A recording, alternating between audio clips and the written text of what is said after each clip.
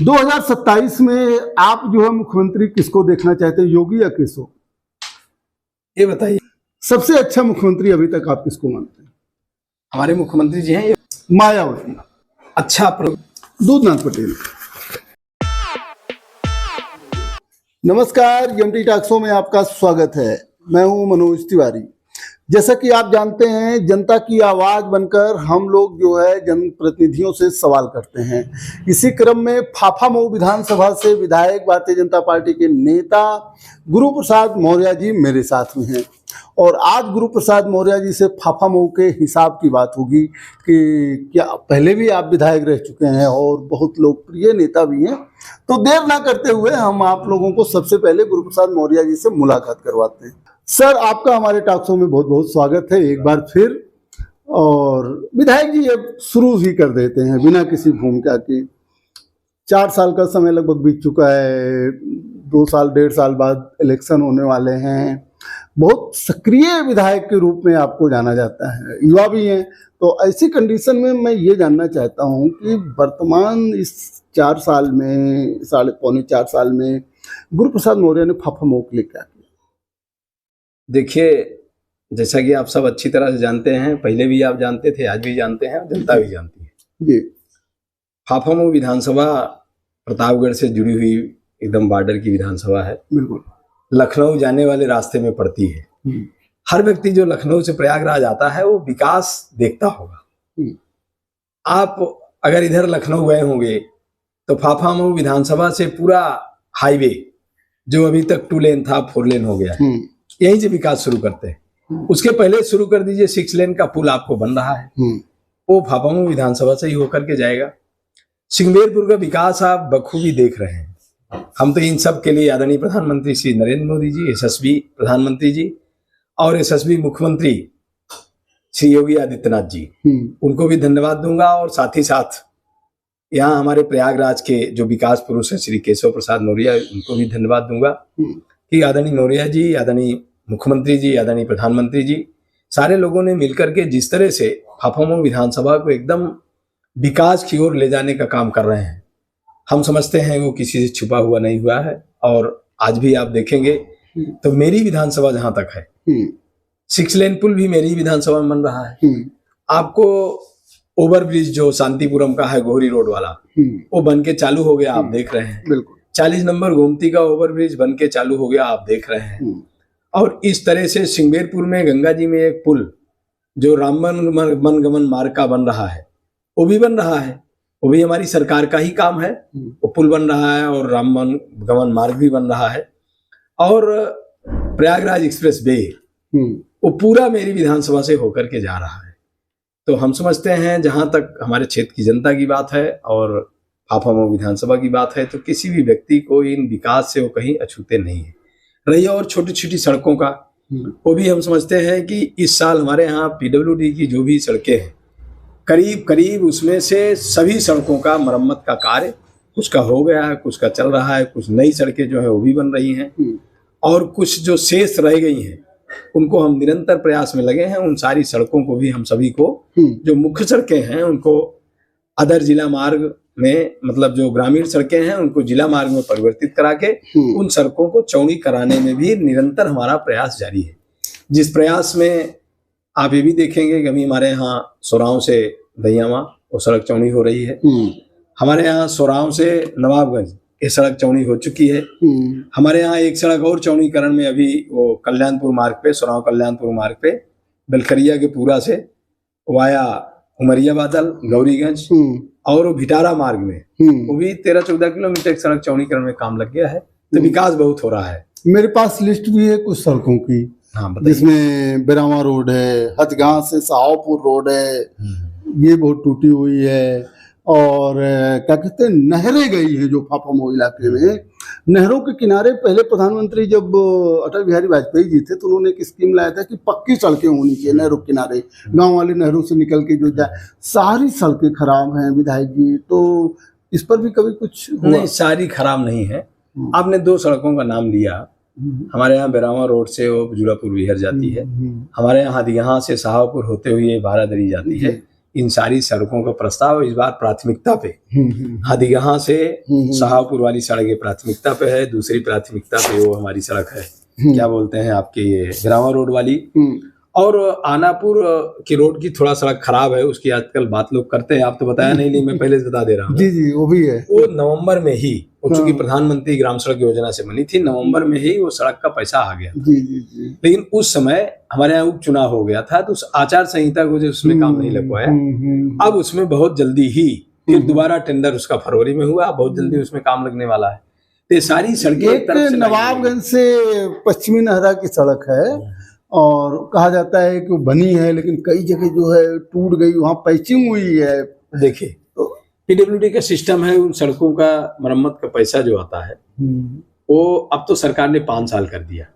जैसे किसी सड़क की मरम्मत हमने 3 साल पहले किया, पानी लगने से कहीं खराब हुई, तो इस तरह की कहीं दिक्कतें आपको देखने को मिल रही होंगी, या कहीं पानी लगता है तो वो दिक्कतें, उसके भी हम लोग निरंतर जहाँ पानी लगता है उसमें पीडब्ल्यूडी से एस्टीमेट बनवा के नाली बनवाने का काम, और जो जैसे उसका टाइम आता है तो सारी सड़कों का मरम्मत मैं बताया। तो इसमें सबसे ज्यादा कोई भी सड़क हमारे यहाँ नहीं बाकी जिसमें मरम्मत का पैसा। अभी जानते हैं, आप जानते होंगे, क्षेत्र के एक नेता हैं, युवा विकास पार्टी के अध्यक्ष कहे जाते हैं, संजीव मिश्रा जी, उन्होंने एक पोस्ट किया था कि 10 मीटर चौड़ी सड़क पर 5 मीटर का जो है क्या कहते हैं कि पुल बना दिया गया, सड़क को सकरी कर दिया गया। देखिए वो 10 मीटर तो नहीं है, वो 7 मीटर चौड़ी सड़क है, नवाबगंज से वो प्रतापगढ़ को जोड़ती है। अच्छा अच्छा। अब वो चूंकि शुरू में ही वो पुल सकरा था, उसी समय उसका प्रस्ताव गया।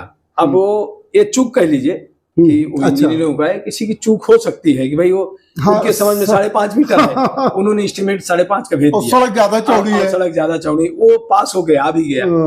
अब उसको चेंज करने में होता है कि वो 5.5 मीटर का भी पैसा जाएगा। तो अब ये है कि वो सड़क चौड़ीकरण में है और चौड़ी होगी 5.5 मीटर बन जाएगा, डबल से गाड़ियां पास होगी, फिर एक बार 5.5 चौड़ी होगी।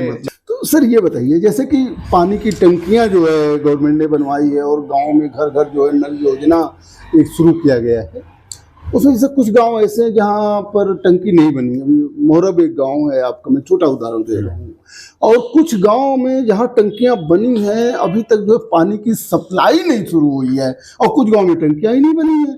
तो जो टंकियां बनी हो, पानी की सप्लाई क्यों नहीं शुरू हुई है, पहला।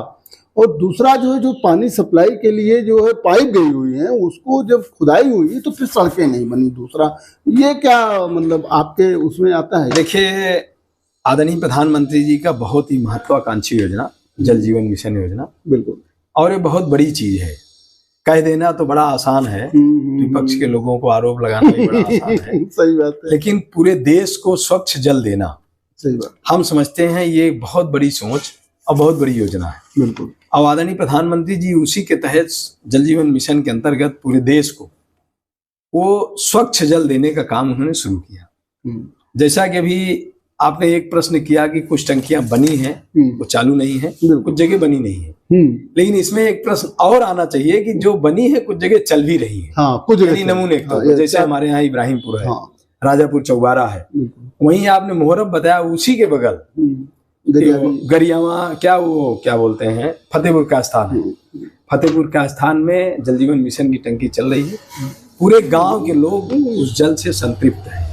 मैं स्वयं 2-3 गांव में जाके दौरा करके देखा है, और इसमें बीच में कुछ समस्याएं आई थी जो आपने बताया कि भाई वो खुदाई किया, उन्होंने डाला। अब सरकार ने इसको किसी एक विशेष संस्था को ये देने का काम किया है, और 10 साल तक वो संस्था इन टंकियों को चलाएगी।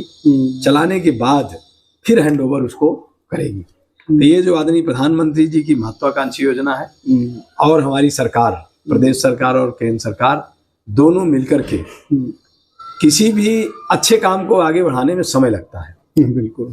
और निश्चित रूप से हम पूरे देश को, पूरे प्रदेश को, विशेष रूप से अपने क्षेत्र की जनता को भरोसा दिलाना चाहते हैं, प्रधानमंत्री की ये योजना बहुत कारगर होगी, सारे लोगों को पानी मिलेगा। फाफामो भी जो है घर घर पानी पहुंचे, हाँ, वो संतृप्त होगा। रही बात कुछ गांव में टंकियां नहीं बनी, ये आपकी बिल्कुल जायज सवाल है आपका। मैं कई गांव में ऐसे देखा हूं कि हम चाहते हैं टंकी बने, सरकार भी चाहते हैं टंकी बने, लेकिन अब जनता हम भी हैं और सब जनता है। पूरे गांव में आबादी होगी 10 बीघा 20 बीघा, महत्वपूर्ण लोग कब्जा भी किए हैं, जमीन ही नहीं है। टंकी बनाने की जगह वहां नहीं मिल रही है। हाँ, अब ये बताइए, इसको सरकार तो चाह रही है हम बनाए, हाँ, वहां के ग्राम प्रधान भी प्रस्ताव नहीं कर पा रहे हैं, इसलिए जमीन ही नहीं दे पा मान रहे। लीजिए आप ही ने जमीन कब्जा किया है, अब आपका अगर छुड़वा देंगे तो प्रधान जी के रोड चला जाएगा, तो प्रस्ताव ही नहीं दे रहे हैं। वोट ही नहीं देगा कोई। तो अब अभी तो सरकार देख रही है, चुनाव भी होने वाला है ग्राम भाई अभी तो पंचायत। सरकार देख रही है, सिस्टम से प्रधान जी प्रस्ताव करें, जमीन मिल जाए, प्रेम से मिल जाए, अच्छा है। हाँ, तो अभी जहां आराम से काम हो रहे हैं, जहां बन गई उसको चालू कराएंगे, जहां नहीं बनी है जमीन मिली उसको बनवा रहे हैं। और अगर इससे वो कनेक्ट नहीं हो पाए गाँव, तो अंत में भी सरकार को वही करना होगा, जो जबरदस्ती कब्जा है उसको छुड़वा के उसमें टंकी बनवाना पड़ेगा। लेकिन बनेगी हर जगह, सबको पानी से संतृप्त किया जाएगा। ये आदरणीय प्रधानमंत्री जी की बहुत महत्वाकांक्षी योजना है और जनहित में बहुत अच्छा भी है। अच्छा सर, ये बताइए, हापुड़ में आपने तो एक बहुत अच्छा काम किया। मैंने सुना कि स्मृति द्वार बनवा रहे हैं। स्मृति द्वार के माध्यम से ये जानकारी होती है कि यहाँ जो सर कुल कितने स्मृति द्वार बन रहे हैं लगभग? अभी तो हमने 14 स्मृति द्वार का प्रस्ताव दिया है। अच्छा। मात्र जी, जो बहुत ज्यादा नहीं होता, और देना चाहिए। अब देना चाहिए। अब जैसे जैसे देखते हैं कि कुछ जगह भाई लोगों के मांग पर मैंने दिया। अच्छा, जैसे हमारे क्षेत्र के लोग कहीं देखे होंगे तो उन्होंने कहा होगा भैया जैसे ये है कि महाराणा प्रताप जी का बन जाए, कहीं डॉक्टर अंबेडकर साहब का बन जाए, कहीं पंडित दीनदयाल उपाध्याय जी का बन जाए, कहीं पंडित अटल बिहारी वाजपेयी जी का बन जाए, कहीं महात्मा फूले का बन जाए, कहीं महाराजा बिजली पासी का बन जाए। ऐसे लोगों ने मांग किया। उसमें मैंने केवल जोड़ा कि भाई ये सारे लोगों को बन रहा है, हमारे यहाँ 2-3 जो है वो क्या बोलते हैं आपके हमारे अरे मिलिट्री के लोग शहीद जो हुए, शहीद, हाँ सैनिक। तो मैंने उसमें 2-3 लोग जो हमारी जानकारी में थे, लोगों की जो मांग थी, तो उसमें हमने 3 अपने शहीदों के नाम को भी जोड़ा है।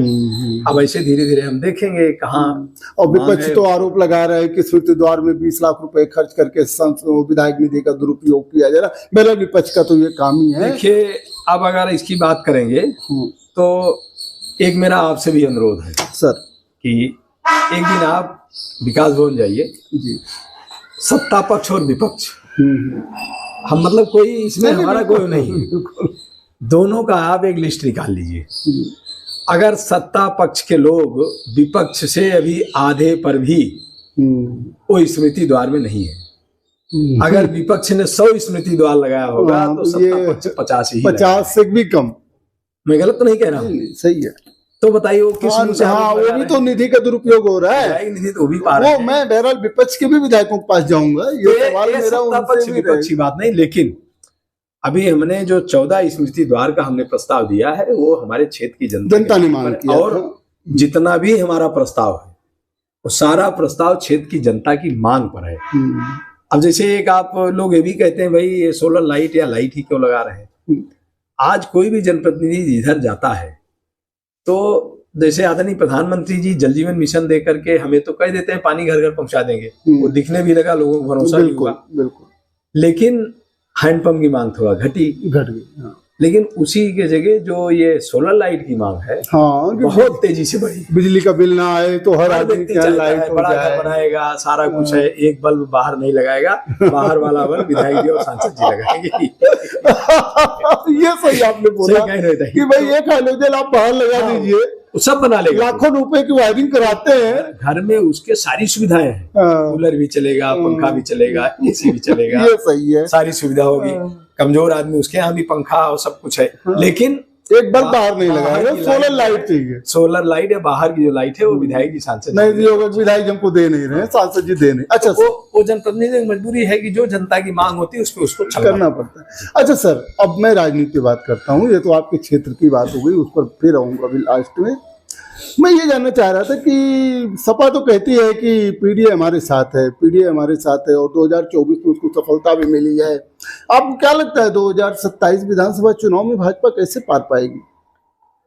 देखिए, इस देश की जनता को उसको सुविधा चाहिए, जो उसको जरूरी चीजें हैं। आज भारतीय जनता पार्टी की सरकार इस देश के किसान, गरीब, युवा, महिला, 4 जातियों में हमारी पार्टी ने इस देश को देखने का काम किया है। और सब परेशान, नहीं, आप ये तो देखिए, विपक्ष का यही कहना है कि युवा भी आज परेशान है, बेरोजगारी का वो है, और क्या कहते हैं किसान तो और परेशान है, उसका जो है दूना नहीं हुआ आए, और ये सारी आरोप तो विपक्ष लगाता है। देखिए विपक्ष का काम उसका भी सही है, उसको आरोप लगाना चाहिए, लेकिन काम आपको बहुत कुछ दिख रहा होगा। अब जैसे प्रयागराज का नाम लीजिए, आप तो बहुत दिन से प्रयागराज में है, आपको क्या लगता है 10 साल में प्रयागराज में कुछ परिवर्तन नहीं दिखता आपको? अभी इतना बड़ा महाकुंभ हुआ, अगर प्रयागराज में परिवर्तन न हुआ होता तो आपको लगता है कोई घर से निकल सकता था? नहीं, बहुत भीड़ आई थी। तो बहुत भीड़ आई थी तो व्यवस्था भी तो थी, और व्यवस्था के साथ साथ अगर इंफ्रास्ट्रक्चर इतना अच्छा न बनाया होता सरकार ने, सारी सड़कें चौड़ी करके उसके पहले ये सब न किया होता, तो हमें नहीं लगता था कि ये सब हो पाता। और जहां तक रही बात, हमने युवा, किसान, गरीब, महिला और युवा ये सब की बात विकास की किया, तो आपको दिख भी रहा होगा, ऐसा नहीं दिख रहा है। तो कैसे जो लोकसभा में भाजपा हार गई, उत्तर प्रदेश में ही उसका रथ रुक गया, और विधानसभा में तो सपा कह रही है कि पिछड़ा दलित अल्पसंख्यक हमारे साथ है। उदाहरण आपको पीडीए के दे दें? जरूर। पीडीए चल रहा था, मैं अपनी विधानसभा की बात करूंगा। हमारी विधानसभा में जिला पंचायत का चुनाव हुआ, जिला पंचायत में पीडीए ऐसे चलेगा? 5 जिला पंचायत सदस्य एक ही समाज के हैं, तो पीडीए ऐसे थोड़ा होता है? वो तो लोकसभा पहले हुआ था ना भाई, लोकसभा पहले बात की नहीं, पीडीए तो जब से आप शुरू करें तभी से होता है ना। आप कहना क्या चाहते हैं? सपा तुष्टिकरण कर रही है, सपा एक जाति को बढ़ावा देती है। वो समाजवादी पार्टी का जो नेचर है, वो अपने नेचर के हिसाब से, वो जब सरकार में थी तो उसको इन सब चीजों को सोचना चाहिए था, और सरकार में रहने बगैर वो पीडीए के बारे में सोचती, तब तो पीडीए या उनका कोई साथ देता। उनका कोई पीडीए नहीं। हमने जो आपको बताया कि हमारी पार्टी यानी भारतीय जनता पार्टी इस देश के युवा को, चाहे जिस भी समाज का हो, इस देश का गरीब चाहे जिस समाज का हो, इस देश की महिला वो चाहे जिस समाज की हो, और इस देश का किसान वो चाहे जिस समाज का हो, इनके विकास के लिए निरंतर काम कर रही है, और जो काम हो रहा है वो आपको दिख भी रहा होगा, उसमें कहने की बात। तो आपको क्या लगता है 2024 जैसी सफलता 2027 में सपा को नहीं मिलेगी, या 2027 में भाजपा अपनी सरकार बचा लेगी? कहाँ से कोई सपना देख रहा है कि भाजपा की सरकार जा रही है? हाँ, भारतीय जनता पार्टी 2027 में पूर्ण बहुमत की सरकार बनाएगी, और कहीं से भी ये जो विपक्षी लोग टहल रहे हैं, इनको कहीं से कुछ हवा नहीं चलेगा उस समय। सब मैनेज होगा। भारतीय जनता पार्टी किस मुद्दे पे चुनाव 24 घंटे में से 18 घंटे काम करती है। हम विकास के मुद्दे पे काम करेंगे, हम विरासत को लेकर के विकास कर रहे हैं, उसके मुद्दे पे हम चुनाव लड़ेंगे। हम युवाओं के लिए काम कर रहे हैं, उसके मुद्दे पे चुनाव लड़ेंगे। हम महिलाओं के लिए काम कर रहे हैं, हम किसानों के लिए काम कर रहे हैं, गरीबों के लिए। प्रयागराज में जो है चयन आयोग है, आप बताइए, नियुक्ति नहीं हो पाई, परीक्षाएं नहीं हुई, एमए पास करके लड़का पढ़ा हुआ प्रवक्ता के हाथ तक परीक्षा नहीं हुई। देखिए, आखिर बेरोजगारी इतने, उस पर क्या बेरोजगारी मुद्दा नहीं बनेगा? हम कहते हैं बेरोजगारी, हम 100% कोई भी सरकार किसी को नौकरी नहीं दे सकती। कुछ तो दे, तो कुछ तो दे ही रही। जो नियम कानून में फॉर्म भर रहे हैं लोग, परीक्षा दे रहे हैं, पास हो रहे हैं। और सुनिए, ये भारतीय जनता पार्टी की सरकार में जो भी परीक्षाएं हो रही हैं एकदम साफ सुथरी, कहीं से उसमें कोई आदमी कोई बट्टा नहीं लगा सकता। सर एक सवाल पूछूं, अभी 68,000 शिक्षकों का मामला फंसा हुआ है, और ओबीसी का जो कोटा है उसमें अन्य वर्ग भी, और अभी आप जो निर्णय उसमें होगा उनको उनका हिस्सा मिलेगा, उसमें कहीं जाएगा। अरे भाई, तो हर चीज पे, अब जैसे अभी तो कहते जाति जनगणना कराइए, अब सरकार ने जाति जनगणना का आदेश कर दिया। विपक्ष की मांग थी और श्रेय मोदी जी ले रहे हैं। हम कहते हैं विपक्ष की मांग। अब यही अन्य सरकारों में भारतीय जनता पार्टी में अंतर समझने का काम करिए। सरकार तो पहले कराना नहीं चाहिए। मैं कहता हूँ ये लोकतंत्र है। पहले जो है मोदी जी उसके खिलाफ बोलते थे। लोकतंत्र है, परिवार तंत्र नहीं है। अच्छा। कि एक ही परिवार का कुल बनेगा। अब पीडीए की बात करेगा, एक ही परिवार का 15 सांसद बन जाएगा, एक ही परिवार का अध्यक्ष भी रहेगा, राष्ट्रीय अध्यक्ष बनेगा, बेटा बनेगा। ये लोकतंत्र है, परिवार तंत्र नहीं है। अच्छा। और लोकतंत्र में यही होता है कि अगर हमारे सामने वाला हमको कोई चीज बता रहा है वो जनता के हित में है तो हम उस काम को करेंगे। लेकिन कर कौन रहा है? जो कर रहा है श्रेय वही लेगा कि जो नहीं किया वो श्रेय लेगा? भाई अगर आप कहते हैं कि विपक्ष ने मांग किया, ठीक है, हमने समझा कि हाँ भाई ये हित की बात है जनता की, हमने उसको कर दिया, तो श्रेय हम ही को मिलेगा कि उनको मिलेगा? तो श्रेय तो प्रधानमंत्री जी को ही मिलेगा। इनकार करते थे, नहीं इनकार नहीं, लोकसभा में तो हम उसका परीक्षण कर रहे थे, जात पूछते थे, हम उसका परीक्षण कर रहे थे। अच्छा। कि क्या जो जनता में क्या इम्पैक्ट होगा? जनता में इम्पैक्ट नहीं है, हमारे जनता के जनमानस के हित में कितना है। अगर कोई चीज हित में है तो हम उसका निर्णय लेते हैं, यही लोकतंत्र है। अच्छा ये बताइए नेताजी, विपक्ष का ये भी आरोप है कि कानून व्यवस्था तो ध्वस्त है, आए दिन हत्याएं हो रही हैं, रेप हो रहे हैं, और ये क्राइम ब्यूरो की रिपोर्ट है कि उत्तर प्रदेश जो आप है, क्राइम ब्यूरो की रिपोर्ट लीजिए, हम भी क्राइम ब्यूरो देखते हैं। हाँ, उनकी सरकार में हमारे सरकार में देखिए, एक कुछ चीजें ऐसी हैं वो कोई सरकारें उसको प्रयास सब करती हैं रोकने का। ऐसा नहीं कोई सरकार रोकने का प्रयास नहीं करती, लेकिन कुछ चीजें ऐसी हैं, हम आप बैठे हैं, हम यहाँ एक दूसरे से बाद में गुस्सा हो जाए, हाँ, झगड़ा कर लेते हैं, झगड़ा सरकार क्या करेगी, कहाँ देख रही क्या आप कर रहे हैं। लेकिन जो है लॉ एंड ऑर्डर अच्छा है, गरीब जो अब शाम तक अपना कमा के जाता था वो घर पहुंचता है। सपा की गवर्नमेंट में कोई आदमी शाम को सुबह घर निकलेगा, पहुंचेगा नहीं, पर उसको कोई चिंता वो हमेशा बनी रहती थी। अब ऐसा नहीं है। अच्छा सर, सिंगेवरपुर को तो बड़ा जो है वो किया गया, एक नई सिटी बचा दी गई है, सिंगेवरपुर एक तरह से हर सुविधा दे दी गई है। अभी जो है क्या कहते हैं, सिंगेवरपुर को एक पर्यटन स्थल के रूप में स्थापित करने की कोशिश भारतीय जनता पार्टी बहुत कर रही है, ये कब तक हो पाएगा, क्या सफलता इसमें? अरे हो गया, चालू हो गया। अच्छा, आप सिंगेवरपुर जाइए, अभी आज भी वहां पर डे हमें लगता है कि 3 से 5 हजार आदमी। हमें किसी ने ये कहा कि वहाँ एक हॉस्पिटल अच्छा होना चाहिए, एक देखिए होटल होना चाहिए बढ़िया सा, क्योंकि मान ले बाहर के लोग आए तो वहाँ जो है रुके कहाँ, और क्या कहते हैं अगर बीमार हो गए तो हॉस्पिटल नहीं है, वहाँ जमीनें तो महंगी हो गई हैं, ऐसा लोगों ने कहा। देखिए किसी भी विकास में समय लगता है, उसको ब्लॉक हेडक्वार्टर बना है, और भगवान श्री राम और निषाद राज की भव्य मूर्ति का भी माननीय मुख्यमंत्री जी आए थे, और जो मांग रखा गया माननीय मुख्यमंत्री जी माना भी है उसको, सारा कुछ हम पूरा करने का काम करेंगे। आपको धीरे धीरे सिंगेवरपुर एक आपके विश्व स्तर का पर्यटक स्थल तो है ही है, वो होगा भी, और उसी के लिए जो आप देख रहे हैं कि हमारी सरकार सारा काम शुरू कर दी है। आपका उसी कड़ी में इस समय जो भी व्यक्ति वो बनारस आता है, अगर बनारस आएगा वो काशी नगरी तो एक बार तो अयोध्या जी जाएगा, फिर वो प्रयागराज आएगा, फिर वो उसी रास्ते में सिंगेवरपुर है। हमारा जो रामबन मार्ग है अयोध्या से सिंगेवरपुर और प्रयागराज और जाके चित्रकूट, तो वो एक जो सर्किट बन रही है तो उसी का एक वो है। सरकार धीरे धीरे काम कर रही है, तुरंत तो नहीं दिखेगा, इन सब में समय लगेगा। और फिर समय में आप देखिएगा एक पर्यटक स्थल था, है, और आगे भी वो विश्व स्तर का पर्यटक स्थल बनेगा सिंगेवरपुर धाम हमारा। नेताजी, एक प्रयागराज की राजनीति में प्रयागराज की राजनीति उत्तर प्रदेश से भी प्रभावित होती है पूरी, जो क्योंकि केशव प्रसाद मौर्य डिप्टी सीएम है, बहुत प्रभावी नेता यहीं के रहने वाले हैं। एक गुटबाजी की बात बार बार आती है कि केशव प्रसाद मौर्य और योगी जी में नहीं पड़ती है, स्थानीय नेताओं में भी ऐसी गुटबाजी दिखने को मिलती है, कुछ लोग योगी गुट के हैं, कुछ लोग केशव गुट के हैं जी। आप तो आपको क्या लगता है कि है कि ये नहीं? हमको लगता है कि आप भी गांव से बिलोंग करते हैं, हम भी गांव से आए। बिल्कुल बिल्कुल। गांव में आप देखते थे पहले, बचपन में देखे होंगे, तो मान लीजिए बिल्कुल बिल्कुल बिल्कुल, अभी भी गांव में जब हम लोग मतलब कहीं भी देखते थे, बैठते थे, ये काम गिर जाए, आंधी आए, तो 10 लड़के दौड़ते थे। बिल्कुल, एक ही पाता था, बिल्कुल एक ही पाता था। तो ये मनुष्य का गुण है, ये मनुष्य का पैदाइशी गुण है कि अपने विकास के लिए हम उससे अच्छे हो जाए, हम अच्छे हो जाए, या हम सबसे ऊपर रहें, तो ये कभी खत्म नहीं होगा। लेकिन इसी में रह करके जो लोग अपनी यात्रा पूरी करते हैं, तो राजनीति ही इसी को कहा जाता है। राजनीति, और राजनीति है क्या? राजनीति यही है ना, गुटबाजी नहीं, इधर करो उधर करो, यहाँ रहो, पलट रहे। और रही बात, आपने आदरणीय उप मुख्यमंत्री केशव प्रसाद मौर्य जी का नाम लिया। आदरणीय केशव प्रसाद मौर्य जी बिना किसी भेदभाव के, बिना किसी गुट के, पूरे प्रयागराज के विषय में जितनी चिंता वो करते हैं, यहाँ बहुत बड़े बड़े नेता हुए, हालांकि सबने काम किया, हम किसी के नहीं, माननीय बहुगुणा जी थे, उन्होंने भी काम किया, और माननीय हमारे वो आडवाणी साहब थे, उन्होंने भी अच्छा काम किया।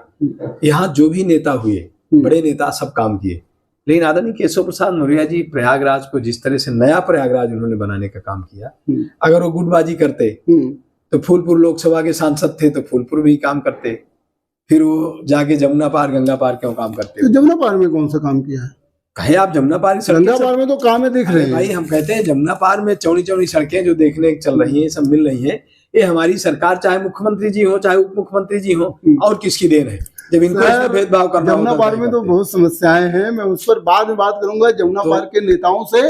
इसलिए हाँ, इसलिए ऐसा नहीं है, हमारे जिले में या हमारी पार्टी में कोई गुटबाजी नहीं है। भारतीय जनता पार्टी के एक एक व्यक्ति मजबूती से भारतीय जनता पार्टी को मजबूत करने, मतलब गुरु प्रसाद मौर्य जी को किसी गुट में नहीं बांध के रखा जा सकता।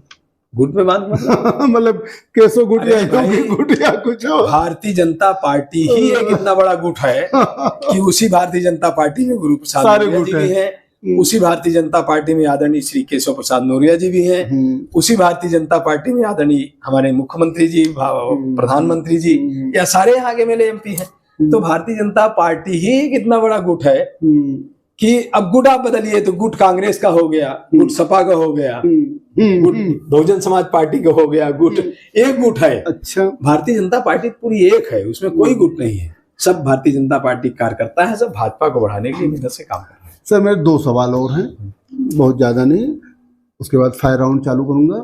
सर एक बात बताइए, आपको क्या लगता है 2027 में भाजपा तीसरी बार सरकार बनाएगी?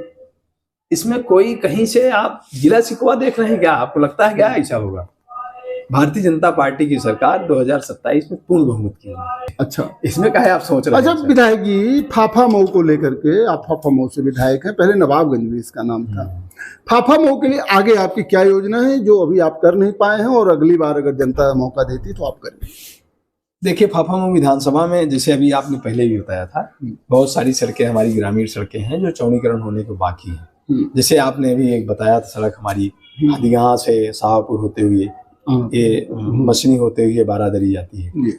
ये पहले अब तक माननीय केशव प्रसाद मौर्य जी के समय में बन गई होती, लेकिन उस समय पीएमजीएसवाई में थी, तो प्रधानमंत्री के पैसा एक बार जिस पे जाता है भी 5 साल उसमें नहीं लगता। तो अब ये सब लाइन में है। इसी तरह आपके बिरावा रोड से वो जूड़ापुर बिहार तक जाती है, इसी तरह से हमारे मंसूराबाद से आनापुर होते हुए सकरदहा जाती है, और सकरदहा से दहिया वाली सड़कें हैं। इस टाइप से सड़कें छोटी छोटी और हैं। हमारी कुछ सड़कें सिंगबेरपुर को भी जोड़ती हैं, कठुआ पुल से सिंगबेरपुर है, वहीं कठुआ पुल से एक मटियारा होते हुए सिंगबेरपुर है, और एक उधर भी सड़क है आपके भिखनापुर से वाया मुबारकपुर घाटमपुर है। तो ऐसे कुछ सड़कें अभी बची हैं जो हमारा ये है कि हमारा अगर हमें मौका मिला तो इन सब सड़कों का भी काम करेंगे भी। और आपने एक बात बताया कि भाई जहाँ जहाँ टंकियां नहीं बनी हैं, चूंकि पानी आवश्यक है जल जीवन मिशन के अंतर्गत, वहाँ उनको पानी भी पहुंचाने का काम किया जाएगा और पानी दिया भी जाएगा। तो जब जो छोटे काम है थोड़े थोड़े, बाकी तो काम बहुत हुआ है। अब बाकी एक चीज आप बताएं, हम उन लोगों से बात करते हैं जो 8 बार विधायक हुए। हम लोग बड़े मुश्किल से 2 बार पहुंच पाए अभी। उनसे हम लोग पूछते हैं जब पहली बार हुए थे और जब आप 8वीं बार हुई, तो कहते हैं जब पहली बार 5 आदमी आता है तो 8वीं बार हुई है 40 आदमी काम के लिए आता है।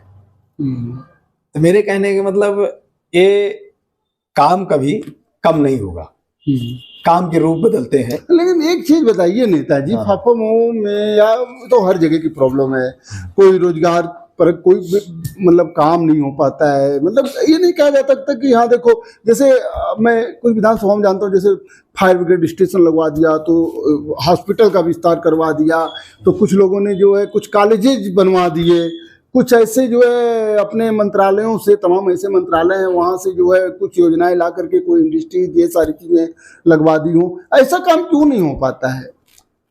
अब उसके लिए सरकार ने, यहाँ आपको सुने होंगे भी लोग धरना प्रदर्शन भी कर रहे थे, जो हमारा एक्सप्रेसवे आ रहा है ना, जो प्रयागराज एक्सप्रेसवे आ रहा है, उसके वो सराय लाल खातू के आसपास 4 गांव की जमीनों का गवर्नमेंट ने पेपर में निकला था। तो इंडस्ट्रियल एरिया ही वहाँ डेवलप करने के लिए सरकार ये सारे काम कर रही है। और रही बात इन सब चीजों का, अस्पताल डेवलप करने का, ये सब चीज हमारे यहाँ आनापुर में एक अस्पताल है, वो प्राथमिक स्वास्थ्य केंद्र है, उसको हम लोग उच्चीकृत करके सामुदायिक स्वास्थ्य केंद्र या बड़ा अस्पताल 50 बेड का बनवाने का प्रयास कर रहे हैं। इस तरह से जहाँ भी इस तरह से है, और सरकार का इसी का मतलब यही सोच के साथ जो मेडिकल कॉलेजेस बढ़ाने का काम किया, और आपके MBBS की सीटें ना आप सुने होंगे हर जगह बढ़ गई हैं। तो मेरे कहने में जब डॉक्टर होंगे तभी अस्पताल खुल करके चल पाएंगे। डॉक्टरों की कमी है तो आपको खाओ तो दुनिया जानती है। आज हमारे पास जितने अस्पताल हैं, हालांकि अच्छे अच्छे अस्पताल बन भी रहे हैं, बढ़ भी रहे हैं, जो है उसी में हम MBBS तक डॉक्टर पहुंचाने के लिए हमारी मुश्किलें हैं। तो ये सरकारें सभी काम कर रही हैं, उस पर हमारी सरकार बहुत तेजी से काम भी कर रही है, आपको दिख भी रहा है। सभी जनपद अस्पताल को उन्होंने मेडिकल कॉलेज बनाया। जब हमारे ज्यादा डॉक्टर होंगे तो सुविधा ज्यादा मिलेगी ही। और शिक्षा के विषय में आपने बात किया, शिक्षा के विषय में 2014 के बाद आप किसी भी प्राथमिक विद्यालय में जाके देखेंगे आपको परिवर्तन दिखेगा।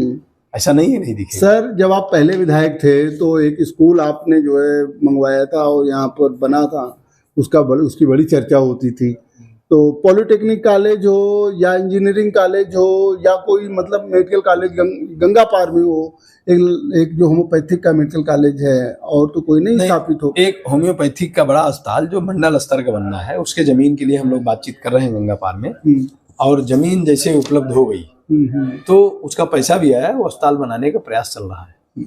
मैं कोशिश करने लगा हूँ कि गंगा पार में एक बड़ा अस्पताल वो 150 बेड का बन जाए। तो इस तरह से हर जगह कोशिशें सब चल रही है और होंगी भी, पूरा करेंगे सब। अच्छा विधायक जी, अब मेरा फायर राउंड है। मैं एक नाम लूंगा और उसमें से बहुत शार्ट में आंसर देना है और उसमें 6 सवाल हैं। 2027 में आप जो है मुख्यमंत्री किसको देखना चाहते हैं, योगी या केशव? ये बताइए, मुख्यमंत्री कोई एमएलए देखता है कि पार्टी देखती है? इच्छा होती है, अपने भी नाम ले लीजिए। भाई हमारे माननीय मुख्यमंत्री जी हैं तो मुख्यमंत्री जी तो है ही हैं, देखने का कौन सी सवाल है, अभी कोई बदलने का सवाल तो है नहीं। अच्छा, सबसे अच्छा मुख्यमंत्री अभी तक आप किसको मानते हैं? हमारे मुख्यमंत्री जी हैं, योगी जी काम कर रहे हैं, अच्छे मुख्यमंत्री हैं। मायावती? अच्छा प्रशासनिक अनुभव था उनका, ऐसा कोई दो राय नहीं। स्वामी प्रसाद मौर्य? नेता हैं, अच्छे नेता हैं वो भी। Doctor VK Singh? हमारे जिला पंचायत अध्यक्ष हैं, पढ़े लिखे हैं, अच्छा काम करते हैं। दूधनाथ पटेल? वो भी हमारे साथी हैं, पुराने नेता हैं। अच्छा विधायक जी, आपने जो है हमको समय दिया, इसके लिए आपको बहुत बहुत धन्यवाद। जैसा कि आपने देखा, फाफामऊ से विधायक गुरुप्रसाद मौर्य जी मेरे साथ में थे। आपका कहना था कि फाफामऊ में बहुत सा काम करवाया गया है और बहुत से काम जो है बहुत जल्दी होने जा रहे हैं, और आपका कहना है कि जो काम रुके हैं वो होंगे। उसके साथ साथ जो है भारतीय जनता पार्टी 2027 में सरकार फिर से बनाएगी। पीडीए का नाम भले जो है समाजवादी पार्टी देती है, लेकिन समाजवादी पार्टी कभी भी जो है परिवार से आगे नहीं जा पाई है, ऐसा कहना है भाजपा विधायक गुरुप्रसाद मौर्य का। चलिए आगे फिर हम गुरुप्रसाद मौर्य जी से आपकी मुलाकात करवाएंगे। देखते रहिए एमटी टॉक शो। बहुत बहुत धन्यवाद, बहुत बहुत धन्यवाद।